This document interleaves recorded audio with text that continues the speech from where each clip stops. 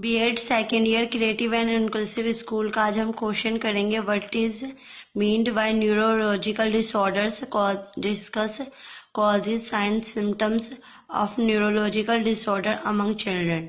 हमें सबसे पहले ये बताना है कि न्यूरोलॉजिकल डिसऑर्डर क्या होता है, उसके कॉजेज क्या होते हैं, साइन क्या होते हैं, इनके सिम्टम क्या होते हैं जब किसी बच्चे को न्यूरोलॉजिकल डिसऑर्डर प्रॉब्लम होती है।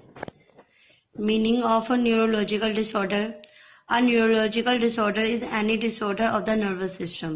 इसमें क्या कहा गया है, जो न्यूरोलॉजिकल जो डिसऑर्डर होता है वो क्या होता है, हमारे जो नर्व सिस्टम होता है उसमें किसी प्रकार की बीमारी या किसी कमी होने की वजह से होता है। It is made up of two major part. इसके दो मेजर पार्ट्स होते हैं, central and peripheral nervous system. जो हमारा नर्वस सिस्टम होता है उसमें दो टाइप होते हैं, सेंट्रल और पेरिफेरल नर्वस सिस्टम होता है जो कि इसी चीज को डिसऑर्डर करके, इसी को डैमेज करके प्रॉब्लम होती है। The CNS means the central nervous system consist of the brain and spinal cord. जो हमारा सेंट्रल नर्वस सिस्टम है वो हमारे किस चीज को इफेक्ट करता है, ब्रेन और स्पाइनल कॉर्ड को। The PNS consist of all other normals animals. जो हमारा पेरिफेरल नर्वस सिस्टम है वो हमारे कंसिस्ट करता है, कंट्रोल करता है बाकी हमारे नॉर्मल एलिमेंट्स को।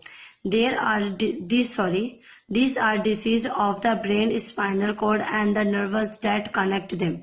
इससे क्या होता है, जो हमारी जो ये बीमारी होती है वो हमारे क्या ब्रेन में हो सकती है, हमारे स्पाइनल कॉर्ड में हो सकती है, या फिर जो हमारे नर्व्स होते हैं जो इन दो से कनेक्टेड होते हैं उसमें बीमारी होती है।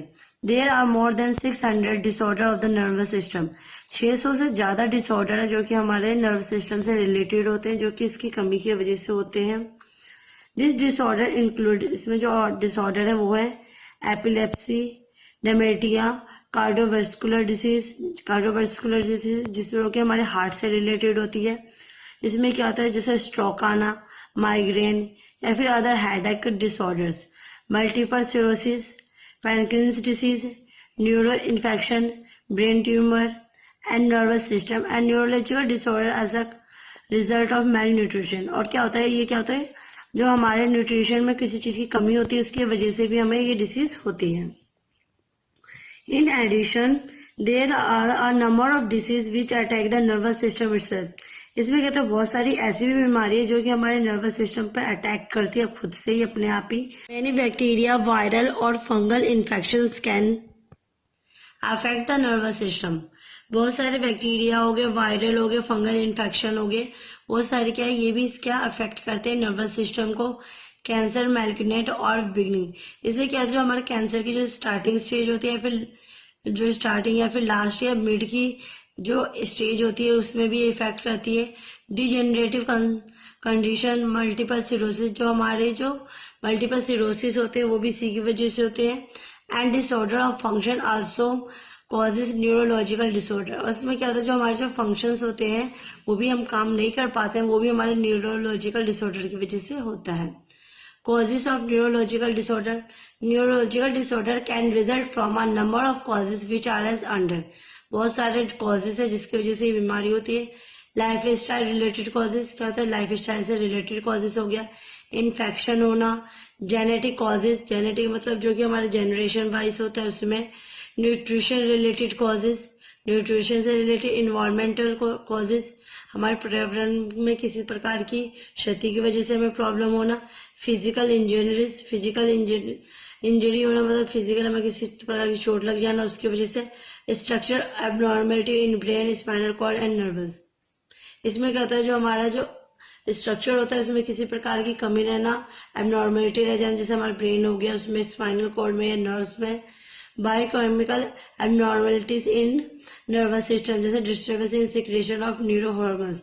अगर देखा जाए बायोकेमिकल की तरफ से तो उसमें भी किसी तरह की एबनॉर्मेलिटी हो जाना, जैसे कि हमारा जो न्यूरो हॉर्मोन्स होना उसमें डिस्टर्ब हो जाना या डिस्टर्बेंस हो जाना, जैसे नॉर्मल ना हो के वो ऊपर हो जाता है या फिर नीचे हो जाता है, उस वजह से भी हमें न्यूरोलॉजिकल प्रॉब्लम होती है।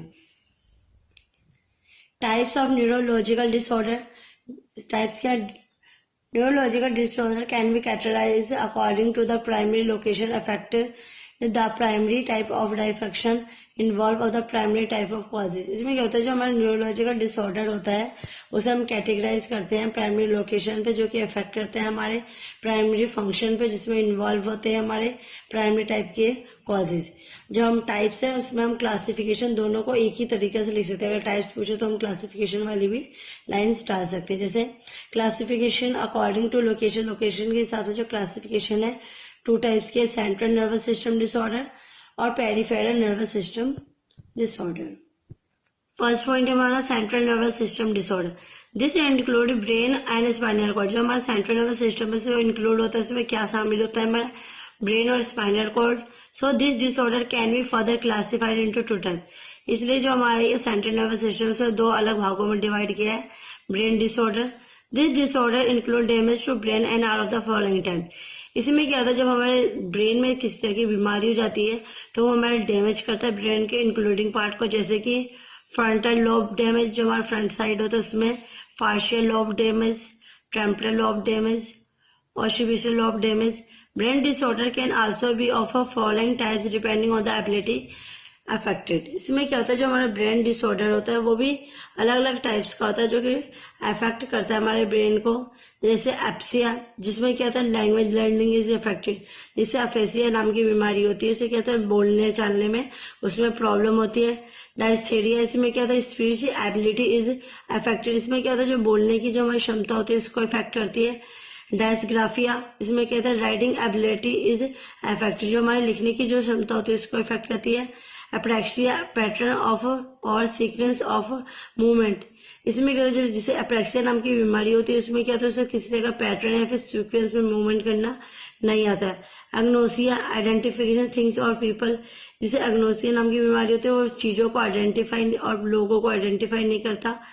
अमेनेसिया, इसमें क्या होता है, जो उनका मेमोरी होता है बहुत ही कम होता है, मतलब जो भी कुछ ये याद करते हैं बहुत जल्दी भूल जाते हैं।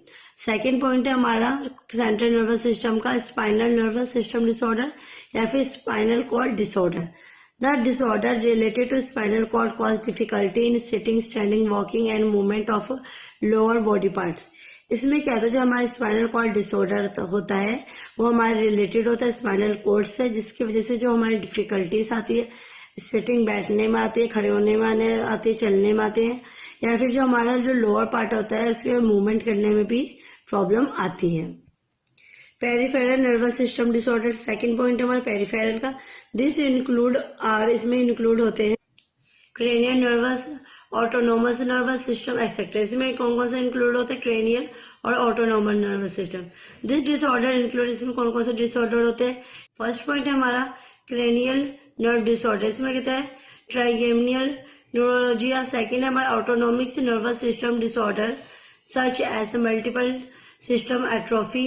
Second हमारा seizure disorder such as epilepsy, sleep disorder, narcolepsy, migraines and other types of headache. Central neuropathic, इसमें क्या है, neuropathic pain. And last point हमारा neurophysiologic illness. Sign and symptom of neurological disorder. इसमें क्या होता है, पार्शियल और कंप्लीट पैरालिसिस। इसमें क्या होता है, हमें आधा या फिर पूरी तरीके से पैरालिसिस हो जाता है। मसल वीकनेस, जो मसल्स होती है वो भी वीक होती है। बर्निंग फीलिंग, और हमेशा ऐसा लगेगा हम जल रहे हैं, उस तरीके की फीलिंग आती है। पार्शियल और कंप्लीट लॉस ऑफ सेंसेशन, या फिर हमें आधा या फिर पूरी तरीके से हमारी जो सेंसेशन की क्षमता होती है वो भी नहीं होती। Difficulty in reading and writing, हमें पढ़ने और लिखने में भी डिफिकल्टी होती है। पुअर कॉग्निटिव एबिलिटीज, जो कॉग्निटिव एबिलिटीज होती है पुअर ही होती है, ना कि बराबर ही होती है। नमनेस होती है। लॉस ऑफ बैलेंस, जैसे बैलेंस बना भी नहीं पाते वो। पिकलिंग सेंसेशन, किसी चीज को पिक करने में भी उन्हें प्रॉब्लम होती है। सेंसिटिविटी, बहुत ही ज्यादा वो सेंसिटिव होते हैं। अल्टरनेट स्मेल और टेस्ट, और जो स्मेल और टेस्ट होते हैं उसमें वो अल्टरनेट होते हैं। एबनॉर्मल पपिल साइज और non reactive to light, abnormal होते हैं वो बाकी बच्चों से साइज के कंपैरिजन में, और जब लाइट का भी उनके ऊपर कोई भी इफेक्ट नहीं पड़ता उससे वो कोई भी रिएक्ट नहीं करते। Change in level of conscious और alertness. Difficulty in swelling, swelling में भी जिससे उन्हें किसी तरह की सूजन वगैरह जाती है उसमें भी उन्हें स्वेलिंग आती है। डिसओरिएंटेशन होते हैं। लॉस ऑफ मसल कोऑर्डिनेशन, जो मसल कोऑर्डिनेशन उसमें भी वो लॉस का बहुत ही कम होता है, कोऑर्डिनेट नहीं बना पाते हैं। विजन चेंजेस और सडन ब्लाइंडनेस, उन्हें क्या होता है, जो कलर ब्लाइंडनेस होता है उस तरीके की उन्हें बीमारी होती है, जिससे कि वो कलर को आइडेंटिफाई भी नहीं कर पाते। आई होप आपको आज की वीडियो पसंद आई होगी। प्लीज मेरी वीडियो को लाइक, कमेंट एंड सब्सक्राइब कीजिए। Thank you for watching.